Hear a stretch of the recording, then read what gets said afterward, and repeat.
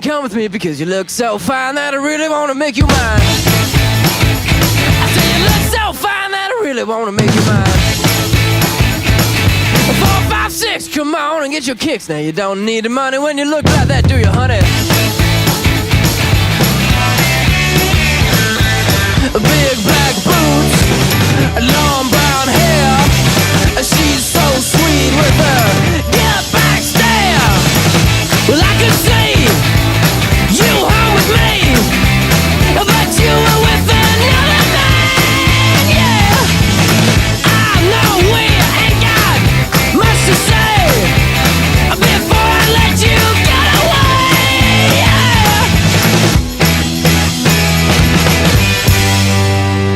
yeah. I said, are you gonna be my girl? Erling Haaland's arrival to the Premier League sparked much debate as to the ridiculous numbers he could reach. Not all were sold though, with Rory Jennings manning a one-man crusade against the Norwegian, claiming he would do well to get 15 goals. 36 goals later and a football take hasn't seemed this bad since Rory Jennings last posted a video. But seriously, no amount of footballing splendor could take away from the absurdity of this call.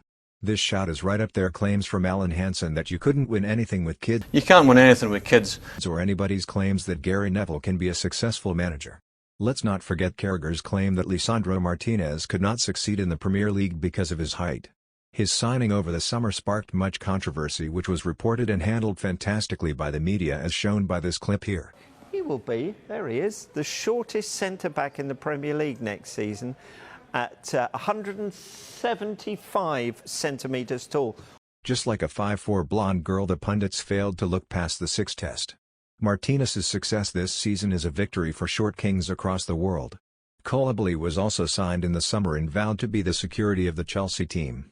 Incompetent, slow and bulky, the bouncer of the team may have been a more effective call. The footballing world also fell to a great disease, being the disease of half the footballing population signing for Nottingham Forest as they completed 18 summer signings. Nottingham Forest very much took the position that if you make enough signings then at least one or two will be good. Sales of wobble cushions rose dramatically this year, with Chelsea and Forest searching for ways to seat people comfortably after running out of places in meeting rooms. Along with many other signings, the final one we will cover is Darwin Núñez, who arrived at Liverpool for £86 million. His early pre-season misses were interesting and would set the tone. Chaos man. Núñez certainly has that dog in him, but that's because he has the touch of a trampoline and rounds around like a maniac. Really nicely dealt with by Brentford, who hit the front with Ivan Toney. Now he looks for Mbomo, and Mbomo with 4! The Premier League season took an unusual turn as by game week 2 Manchester United sat bottom of the Premier League after a staggering 4-0 loss to Brentford. A De Gea howler this early on in the season gave Brentford the lead, but I am sure this will mean he is sound for the rest of the year. Brentford deployed a direct system looking to exploit the height of Martinez up against Ivan Toney. "I know who I would bet on in that situation," said Ivan Toney. Ten Hag sat bemused on the sideline as his side went in at halftime 4-0 down. "Era's come to an end," he said, referring to Manchester City and Liverpool. He should have started with Manchester United's banter era. After the game, Gary Neville and Jamie Redknapp got into a heated argument over Manchester United's predicament, with Redknapp demanding Gary Neville's looks at him. Just look at me when I'm talking to you. To be fair to Gary, after years of working with Carragher, he has to be careful where he's looking to avoid a spit. Next up for Manchester United came Liverpool, as fans feared the worst. Still Sancho, cool as you like. Done with ice in his veins.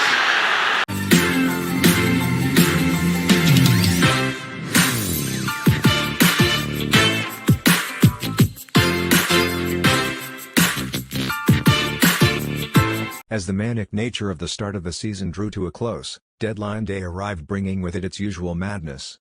It was a busy period for Manchester United, who brought in Anthony and Casemiro for big money. Casemiro came in declaring, "Don't worry, I will fix it all," whilst Anthony came in a little disoriented from too much spinning. Chelsea also had a busy day, with Pierre-Emerick Aubameyang coming in from Barcelona. An experienced, proven number 9 coming into Chelsea meant only one thing: straight back to his former team within an unsuccessful year, just like a certain Romelu. With the window closing, teams were set and it was time for the fireworks to begin. Gimares, Almiron makes the run. Oh, my goodness gracious me! That was sensational. By game week 14 there was much change, with England boasting a new monarch after the Queen's death. This wasn't the only change in command, with Todd Boehly sacking Thomas Tuchel after a WhatsApp spat and Steven Gerrard receiving the boot, leaving Frank Lampard as the only true remaining shit manager in the Premier League. Or so they thought. Newcastle had also seen a revival and now found themselves in the top form thanks to Miguel Almiron. In what can only be described as a period of possession, and not the footballing sort, I mean the extraterrestrial sort, Almiron found himself with record numbers of goals and assists. Heading into November, and a few new managers came into play that would write themselves into Premier League folklore. The boos from some of the home fans around us. This is getting desperately damaging for Southampton. Yes, the Premier League had a new manager in town who went by the name Nathan Jones. Appointed from Luton, Jones was immediately blown away when he discovered treks to the away end didn't result in spying on Tony's back garden, and player entrances weren't through dodgy motorway underpasses. Throughout his tenure he would come to be known for his envy of beautiful Welsh women and the well-known fact that Wolves play better with 10 men. This isn't football manager Nathan. As a deeply religious man, Jones carried his religion wherever he went, although Nathan's sins against football weren't the ones Jesus thought he'd be sacrificing himself for. Amongst all the rubbish, Nathan Jones managed an unlikely victory in the Carabao Cup against Manchester City. Also on this day Tottenham won a major trophy, Casemiro went a game without getting booked, and Frank Lampard went a whole 90 minutes of football without getting embarrassed. But with the winter break approaching, the Premier League was put on hold. Danny Welbeck with his first Premier League goal of the season. This is one that seals victory over Liverpool. Jurgen Klopp's Liverpool took a nosedive in January, securing 1 win out of 6 games that month. Klopp was left short of ideas as results took a sour turn, and sought inspiration through the song Eye of the Tiger, but in the end was just left with the face of one. The key source of Liverpool's issues came from the centre of midfield, in which Liverpool was struggling for legs. At this point Roy Hodgson has more energy and footballing ability than this Liverpool midfield, but unfortunately for them he is safely retired, or so we thought. From quadruple hopes to 9th place, a club hadn't fallen this hard until a few months later, when a certain club felt a bit lonely at the top and looked for a little company. The month ended with a 0-0 draw to Chelsea, in which Mikael Mudryk made his debut. It was a good display from Mudryk, so if you want any indication as to how bad Liverpool were, then there you go. Chelsea are undone. Spurs know the way to goal. And Graham Potter is staring down the barrel. Less than a year after the takeover, Chelsea were in disarray. A 5-match streak without a win and a team plummeting towards the bottom half of the table, meaning the sacking of the newly appointed Graham Potter was an almost certainty. A new manager search would soon be underway, but Bully's plans for the ideal replacement were foiled after finding out Ted Lasso isn't a real football manager. Boehly was drawn to Lasso after hearing about his proficiency with the 4-4-3 formation. Around this time Boehly was also quoted as entering the Chelsea dressing room. Tactically clueless and a poor man manager to later appointed Frank Lampard would stand aside and let Boehly talk. Can James Ward-Prowse win a point for Southampton? You bet he can! Smashed into the top corner! March brought about the shock result of the season, with Liverpool beating Manchester United 7-0. Era's come to an end, Ten Hag said, referring to Manchester City and Liverpool. He should have started with Manchester United's banter era. Sorry for a repeated line, but to be fair, on this day United repeated their 21-22 season form.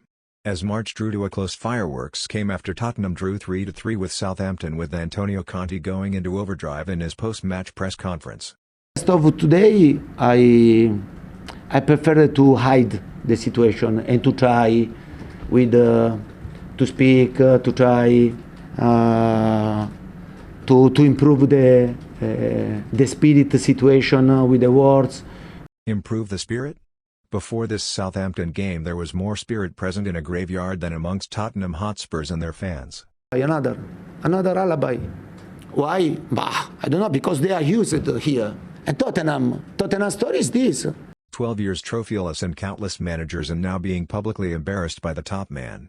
Weathered, angry and annoyed Tottenham fans mark today as very much business as usual. Liverpool at level. It's taken a long time. This could have huge repercussions in this title race for this Arsenal team. By April and Arsenal were choking.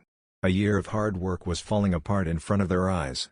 Arsenal thought the Premier League title was right in front of them, when in fact it was a championship team ready to ruin them. An Aaron Ramsdale howler gave Southampton the lead within the first minute, leaving Arsenal feeling like they were 1-0 down before the game even started, although this is a feeling they were used to, as starting with Rob Holding leads to similar effects. Zinchenko called the team into a huddle following the second goal, which is all well and good for motivation, but when the motivators at fault, questions need to be asked about how the rest of the team were feeling. Spirits were low for Arsenal, and Manchester City was on the horizon, and no amount of Arteta graffiti could save them from De Bruyne and Erling Haaland. Leeds undone, and they trail by 3-1 in a match they dare not lose. As the sun began to set on the Premier League season in May, it was shaping up to be a good evening for Aston Villa after their incredible upturn in form under Unai Emery. With Ollie Watkins finding form and Villa pushing for Europe, it goes to show one thing: Gerrard hasn't stopped falling since his slip. Meanwhile, Leeds was in crisis, and so there was only one man to call: Big Sam. Ancient, direct and ugly, Big Sam shares a lot in common with his football. Big Sam came in proclaiming he had as much football acumen as Pep Guardiola, and he is right. To be fair, between him and Pep, not one person could make long ball football work in the modern game. And now they're trying to get in front of the man who's just come on. Decore! Wow!